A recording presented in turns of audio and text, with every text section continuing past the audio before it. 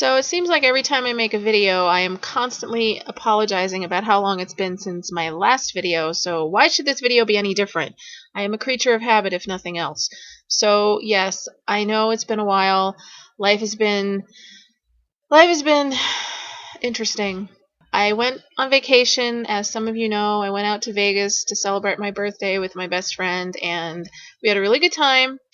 The vacation itself went by much too quickly, and I sort of settled into the whole post-vacation blues. Yeah, I was kind of overwhelmed with a bunch of stress from work and dealing with some personal stuff. So yeah, the last few weeks I haven't really been myself. I haven't really felt like being seen, I guess. So that sort of explains my absence somewhat. Once again, I have not been reading that much because of this infuriating reading slump. 2013 has been the year of the reading slump for me. I am actually, I think, 2 books behind on my reading challenge on Goodreads, and usually by now I'm usually like 4 or 5 books ahead. But anyway, so there's a couple of things I wanted to talk about that are book related that I wanted to discuss. And I wanted to tell you about 2 books that I read that were actually really, really good. And you guys need to check them out. So, first, the 2 book related items that I purchased recently with birthday money. Love birthday money. Okay, the first one I got when my friend found out that I bought this, she's like, "How many of these do you actually need?" But you know what? I collect them. Yeah.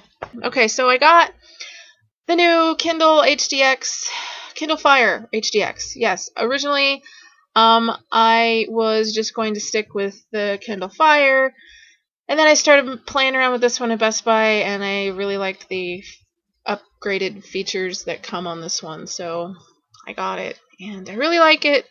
I know I always said that I was never going to get a Kindle Fire, because I basically just wanted an e-reader to read. I didn't need the extra features, but I actually really, really like this. So, it's much smoother. The operating system is much smoother. It doesn't lag as much. Like, when you go into books, and I don't know how many you can see, but when you go up, there's no, like, freezing or shaking. Okay, and so the second thing that I got is actually something that I didn't know even existed until the day I bought it, and it is S. And it was conceived by the fantastically brilliant J.J. Abrams and author Doug Dorst. And I am planning on doing a review video about this book, so I'm not really going to talk about it too much. I have not. I've kind of read the very beginning of it.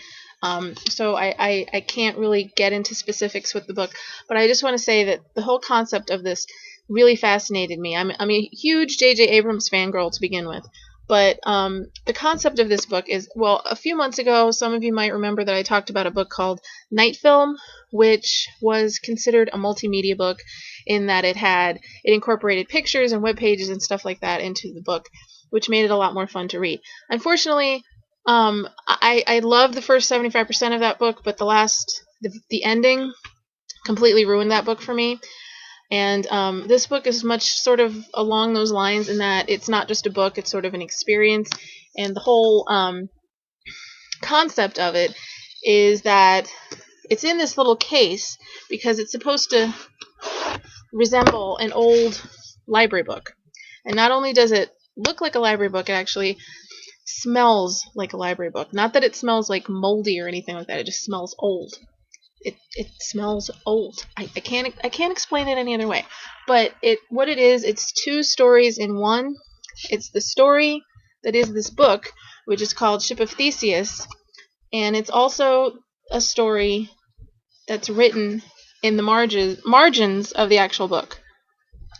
Now, what it is that these 2 people pass this book back and forth. They leave it for each other in this library at this college, and they underline passages in this book, and they communicate back and forth. So there's the story of the actual book, and then there's the story that takes place in the margin of the book. And I just thought that was such an incredibly brilliant idea for a book. And not only that, but there's pieces of paper There's postcards, there's letters, there's a napkin, there's all kinds of stuff stuck inside the pages of this book, which is pretty much why it was in this little case, which is really cool to begin with. Okay, so before this video turns into like an hour-long babble fest, let me briefly, or somewhat briefly, mention the 2 books that I read lately that I absolutely loved and will definitely be in my top 5 favorites of 2013. Alright, I don't know why the cover of this book is showing up so small on my Kindle, but the first book I wanted to talk about is called Making Faces by Amy Harmon. This book, for the week after that I came back from vacation, it seemed like everybody that I knew on Goodreads was reading this book. It kind of just blew up. And you guys know I don't have very good luck with books that have a lot of hype behind them. I usually tend to swim against the tide and not really enjoy books that everybody else seems to love. So I went into this sort of trepidatious, is that even a word? If it's not, I just created it. I'll have to copyright it later. It did start off a little strange. I kind of felt like I was dropped into the middle of a story. I wasn't really familiar. It's told from like sort of a third-person narration, which is not my favorite. But once I got past that, once I was able to sort of just connect with the storyline, I just fell in love with the way she writes. I fell in love with the characters and the story, and it just absolutely ripped me apart. This book made me cry. Like big, fat, ugly tears of sadness. Yes. I was just an emotional wreck when I got to the end of this book. But, so what Making Faces is about, it tells the story of this girl. It actually tells a story from... God, this video is going to be like an hour.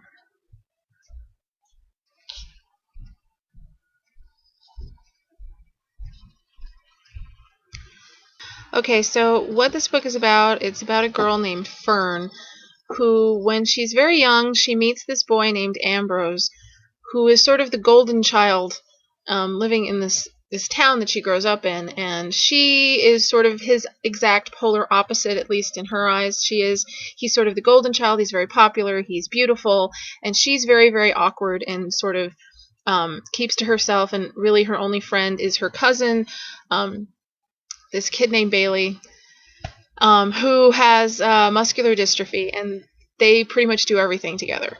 And this tells a story of Fern and Ambrose and Bailey growing up in this town, and when Ambrose is 18, he decides to enlist in the army, and he convinces his 4 friends to join the army with him. And excuse me, when he comes back, his life has completely sort of fallen apart for many reasons, and he hides from everyone. And really the only people that are able to break through and get close to him are Fern and Bailey. And it's the story of these 3 people through pretty much all of the stages of their lives. And it is beautiful and it's heartbreaking, and I highlighted about 60% of this book because it's just so well written. And like I said, it had me sobbing like a child who didn't get any Christmas presents. This is just a fantastic, fantastic book. It's a story of hope, even though there's a lot of sad things about it. It's a story of hope, and it's just fantastic.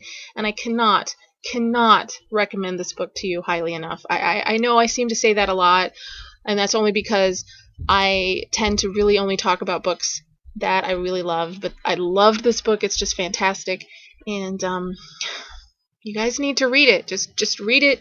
Just give it a try, and you will understand why I love it so much, because it's just brilliant, in my opinion. Okay, and the other book that I absolutely freaking flocking loved is one that I just finished yesterday, and it's the first book that I've actually read in less than 24 hours in months. Months, I tell you. And it is the book Night Owl by M. Pierce. Once again, Goodreads has pretty much exploded with this book. It seems like every book blogger, booktuber friend, well, maybe not everyone, a lot of people have been reading and reviewing this book. And I don't know if any of you follow Asta's blog or Asta on Goodreads. She just absolutely freaking lost her mind over this book, and her review single-handedly made me want to read this book. And again, it has a lot of hype surrounding it, and I didn't know what to think. And for the first, I would say 40% of the book, I thought I had it figured out. I thought I knew where this was going. I thought, it was just going to be this sort of... I'm going to say this and you're going to think I'm, like, putting this book down, and it could not be further from the truth. But initially when I went into this, I have to admit, I thought it was going to be a book kind of along the lines of Bear to You, 50 Shades of Grey kind of thing. This hot, rich guy, and the spunky girl that falls for him. This is what I sort of thought going into it. And for the first, 30 to 40%, that's pretty much where I thought it was going. And then I got punched in the face.